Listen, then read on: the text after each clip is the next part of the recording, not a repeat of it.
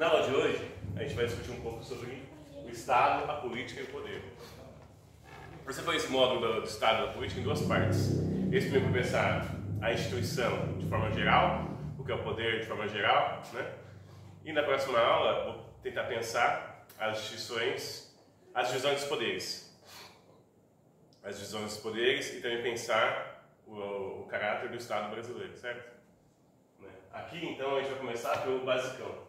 Nas aulas anteriores, a gente já viu bastante sobre o que é a sociedade. Então, eu mostrei que a sociologia pensa a sociedade como uma totalidade de grupos, de instituições que interagem entre si. Mostrei vários autores sobre isso. E na de hoje, já que a gente já entendeu mais ou menos o que é a sociedade, o que é a cultura, que a cultura também acaba entrando depois nessa questão do que é o Estado.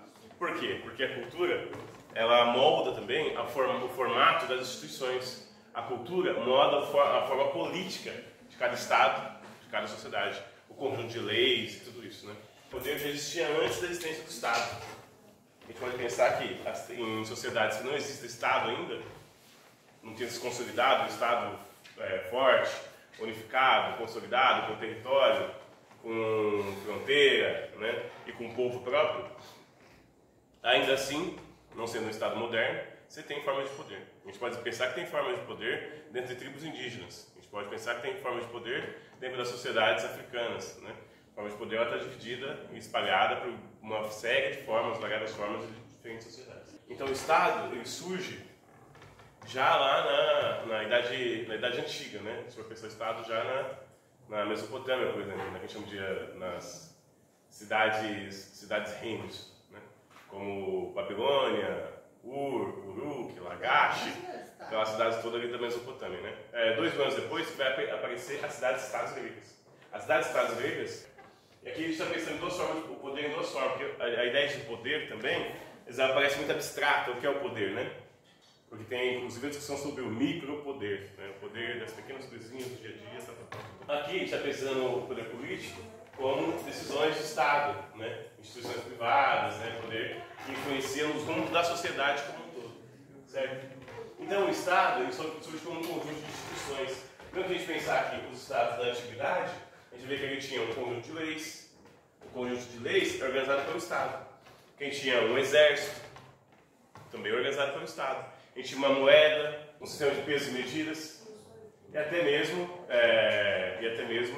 regime salarial, contratos de compra e venda. Na Mesopotâmia já começou a ter contratos de compra e venda de casa. Código honorário. O Estado coordena todas as partes daquela sociedade. Aqui no caso, então você tem o Estado da Antiguidade, e aqui a gente está falando que surge um novo tipo de Estado a partir da Idade Moderna. A Idade Moderna começa lá com a queda de Constantinopla. Ali então surge o Estado moderno. O Estado moderno ele surge com uma qualificação diferente, como Estado unificado. Se antes, na Mesopotâmia, você tinha Egito e na Grécia, na região grega, a gente tinha cidades-estados e cidades-reinos, nós vamos ter um Estado nacional unificado, ou seja, o mesmo território nacional com várias cidades juntas, certo? Seguindo a mesma lei, o mesmo conjunto de regras, com um Estado unificado, território, fronteira, idioma, sistema de pesos e medidas. Se o Estado organiza a sociedade como um todo e organiza diversos grupos sociais, o que acontece? Esses diversos grupos sociais têm interesses diferentes, eles têm interesses distintos. Então, você precisa de alguma forma, a forma política para mediar esses diversos interesses. E esses diversos interesses são mediados por meio de representantes. O poder político ele é exercido de forma objetiva, por exemplo, com as Forças Armadas, ou impostos e receitas. O fundo público é muito importante. Por que o fundo público é importante? Porque o fundo público é toda a grana que o Estado arrecada das pessoas, toda a grana que ele recolhe da população. E essa grana que ele recolhe vira uma grana imensa, gigantesca, que a gente não consegue nem ter ideia de quanto de grana que o Estado arrecada mensalmente, certo? E esse fundo público vira um motivo de disputa entre as diversas frações da sociedade. E como é que o poder político faz para envolver você na questão do fundo público? A partir de projetos. A partir de projetos de saneamento, a partir de projetos de educação, a partir de projetos de saúde, Então o Estado coordena tudo isso, educação, saúde, transporte, a política de meio ambiente, ele coordena a política prisional, ele coordena a política de gestão dos jovens infratores, ele coordena a política de aborto, ele coordena a política de casamento, enfim, o Estado coordena uma série de instituições e tudo isso vira motivo de disputa política e envolvendo sempre o fundo público. No elemento mais geral, a gente vai ver como primeiro formulador das teorias sobre o Estado o Maquiavel. Maquiavel, esse grupo muito importante, que é o Príncipe, em 1513. O Maquiavel ele faz esse estudo importante, ele é o primeiro cara a fazer uma síntese mais elaborada do Estado. Óbvio que você vai ver que ele é de 1515, ele pega ainda ali o começo da Idade Moderna, né? O comecinho ali. Então ele é um dos primeiros formuladores, e ele fala, da forma como um governo, um dirigente, ter eficiência na gestão do Estado, e a forma como ele precisa manejar a política e o poder, é baseado em dois instrumentos básicos. Um é a fortuna, que é um pouco de sorte para governar, e governar num momento bom, uma série de coisas, né? Fala muito isso do governo Lula, né? Que o governo Lula de 2002 até 2010, é isso, 2002, 2010, o governo foi bom porque o governo teve sorte. Então apostava-se muito na ideia de fortuna, certo? E outros acreditam que o Fernando Henrique Cardoso ele pode ter sido um bom presidente, não por causa de sorte, mas porque ele tinha virtude. Então, o Maquiavel fala que um bom governante ele deveria não só contar com a fortuna, mas a virtude. Ele deveria casar as duas coisas, a fortuna e a virtude, a sorte e a capacidade, a eficiência, e uma boa dose de autoritarismo. E perguntava, é melhor ser amado ou temido pelo seu povo? Aí ele dizia, é bom ser amado pelo povo, mas o povo vai respeitar mesmo por meio do temor. Então é melhor que você seja temido, certo? E outra coisa importante que ele fala é sobre a separação entre o Estado e a religião. Vejam aqui, a gente está falando de 1513. E o que está acontecendo em 1513? Está surgindo lá... Em 1513 está surgindo lá a Reforma Protestante. Né? Eu acho que é 17, as teses de Lutero, de 1517. Está rolando essa disputa entre Estado e religião, em que os Estados estão tentando se desvencilhar do controle da Igreja. A Igreja Católica tinha muito poder sobre o Estado. E aqui, então, o Maquiavel já vai ser um dos primeiros nesse momento a falar, a defender a separação entre o Estado e a religião. O Estado é diferente ainda do regime de governo. Por exemplo, você pode ter um governo que nem o Brasil. No Brasil a gente tem um Estado capitalista, certo? Mas esse Estado capitalista ele já teve diferentes formas de governo, de regime de governo. Por exemplo, aqui, ditadura. A ditadura militar. E também você tem formas democráticas. Então, isso aqui, o regime de governo, é a forma como o poder é exercido, certo? Com mais participação popular, com mais participação do povo ou com menos participação do povo. Mas ainda assim, sendo ditadura ou sendo democracia, ainda assim é uma forma de governo, né? De centralização do poder na mão de algumas pessoas para comandar uma série de outras. E esse debate, depois do Maquiavel, ele ganha também mais importância ali com os contratualistas. O Hobbes, por exemplo, lá no Leviatã, eu já falei desse texto para vocês, muito importante. Esse aqui acho que é de 1552, eu acho que é 52, porque ele vive o Hobbes é inglês e ele vive ali a Revolução Inglesa, a Revolução Política Inglesa, que é uma revolução muito importante, que durou de 1642 até 1650 mais ou menos, quase 10 anos de revolução. E aqui eles vão derrubar o governo nessa fase aqui, né? Vai ter uma insurreição popular e eles vão derrubar o popular e burguesa também e vão derrubar o rei Carlos, até Carlos Magno? Não. O Carlos Magno não foi da Visa. Não licença. Mas depois, por causa do Carlos Magno, teve muitos outros cargos, né? E aqui então o Hobbes é um defensor do absolutismo. Os contratualistas, vejam só, o mesmo contratualismo, que é a ideia de que quando você nasce na sociedade, você assina um contrato tácito, um contrato que você não lê, mas que você é obrigado a respeitar. Dentro dos contratualistas, a gente vai encontrar três formas de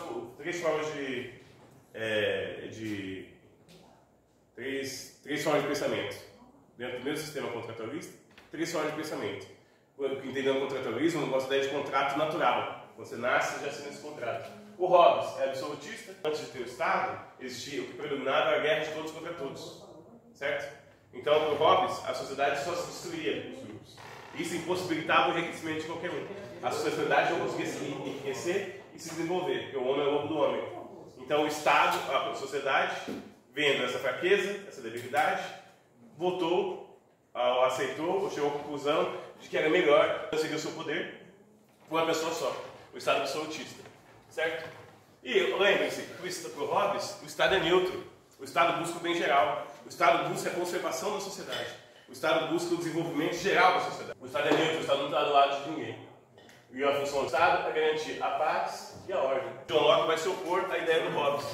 E vai dizer que, na verdade, o ser humano ele não nasce ruim. O ser humano nasce cheio com seus direitos naturais. Vida, liberdade e propriedade. O Estado, a função do Estado, já surgido, é garantir, então, que se mantenha a vida, a liberdade e a propriedade. O Rousseau já é um democrata. O Rousseau vai defender o maior regime político de participação seria que todo o ser humano pudesse participar. Ele diz que o homem nasce livre, a propriedade o corrompe. Ele diz que o ser humano vive feliz até que surgiram as primeiras pessoas que colocaram as primeiras cercas na sociedade. O homem nasce livre, a propriedade o corrompe. Certo? E aqui eu peguei um pouco também, tentei pegar um pouco da ideia de Estado em Marx. Eu dizia para vocês que, diferente, porque aqui para o Weber também, o Estado é uma forma de garantir o regime de existência social, certo? Então o Estado em si, um Estado coercitivo, é uma forma da racionalidade humana. O ser humano foi se desenvolvendo, chegando à conclusão de que o Estado era a melhor forma de organização da sociedade. Então aqui também, o próprio Weber, o Estado tem uma carga de neutralidade. Embora o Estado seja repressivo, o Estado tem um monopólio da força, ainda assim, ele não vê que o Estado, o Weber, é um Estado de classe. Obviamente, o Weber é anti-marxista, né? Tudo que o Marx fala é ao contrário. Para o Marx, o Estado é uma forma de poder sobre as classes, certo? O Estado, ele surge, o Marx, o Estado, desse Estado mais longínquo, ele surge sempre em benefício dos mais fortes. Mas para o Marx, é uma relação de as classes sociais são que cria o Estado. E o Estado ele vai sempre governar por uma das classes. Ou para as classes dos proprietários, ou se tem um processo que a massa consegue sair às ruas e impor determinados limites ao Estado, consegue então as classes sociais dominar o Estado. As classes sociais podem chegar ao poder do Estado. Mas as classes sociais são divididas pelo proletariado. Então, você vai ter sempre... No caso, a classe que vai comandar, no caso, vai ser elite, não é? No caso, a maior parte das vezes sim. A não ser que tenha um processo revolucionário. Como aconteceu, por exemplo, na Revolução Russa, depois na Revolução Chinesa, na Revolução Cubana. Eles têm uma sociedade se organizando para tentar criar um outro Estado. Porque, qual a ideia? A ideia do Hobbes e dos contratualistas é que o Estado é quase como se o Estado fosse impossível de ser mudado. Ele viu uma coisa tão racionalizada, tão estruturada na sociedade, tão arraigada, que o Weber, até o Hegel fala isso, né? Que pensar em mudar o Estado é coisa de gente maluca. Não tem como você mudar o Estado. Mas se o Estado já mudou tantas vezes, por que ele não pode mudar? Pois é, essa é a pergunta que o Marx fazia para eles. Se o Estado já mudou tantas vezes, por que não vai mudar de novo? E isso leva a uma ideia de um fim da história. Por exemplo, o período de 1962 até 1964, estava rolando uma série de avanços, de processos aqui, né? E para evitar isso, o que acontece? A burguesia deu um golpe militar burguês, em que ela conseguiu... No Brasil? Esmagar. É o golpe militar. Conseguiu esmagar o proletariado e fazer a gente ver mais umas décadas sobre esse regime. Mas se desse certo, se desse certo, no caso, a revolução, acontecia o que? A unificação? Se desse certo, a gente precisaria ter um Estado que fosse possível eleger pessoas por bairro, caçar mandatos. Por exemplo, não poderia ser essa forma de Estado que a gente tem hoje, que a gente elege um deputado e ele fica lá e faz tudo o que quer e não acontece nada. A gente poderia ter uma forma de caçar eles, né? A gente poderia ter uma forma de controle do sistema político e também legislativo. Poderia ter que caçar os ministros da STF, tudo com mandato rotativo. Tem que mudar todo esse de cima